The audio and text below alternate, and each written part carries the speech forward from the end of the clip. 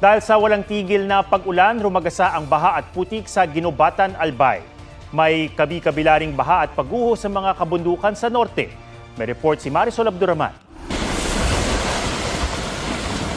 Humambalang ang malalaking tipak ng bato sa National Road sa Barlig Mountain Province, kaya pansamantalang hindi mataanan ang lugar. Sa taya ng lokal na pamahalaan, posibleng matagalan ang clearing operations. Grabing baha naman to. Sa La Trinidad, Benguet, rumagasa ang malakas na agos ng tubig sa Barangay Pico. Pinasok ang ilang bahay. Natumba ang ilang motorsiklo. Nakuna naman sa CCTV ang mabilis na pagtaas ng tubig sa bahagi ng Kilometer 4. Agad na naglagay ng sandbags ang mga residente sa tapat ng ilang establishmento. Nagbistula ring ilog ang ilang kalsada sa bahagi ng poblasyon Buyagan.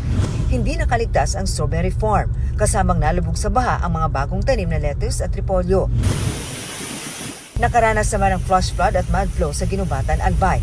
Ayon sa MDRRMO, galing ang makapal na putik at debris sa Bulkang Mayon. Maraming stranded dahil may mga kalsadang hindi na madaanan. Kinailangan namang i-rescue ang mga nakatira sa mahigit 300 bahay na binaha sa Zamboanga City.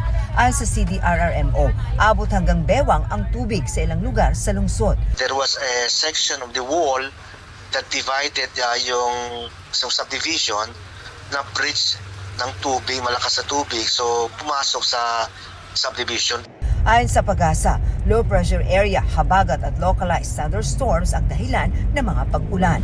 Marisol Abduraman, nagbabalita para sa GMA Integrated News. Huwag magpahuli sa mga balitang dapat niyong malaman. Mag-subscribe na sa GMA Integrated News sa YouTube.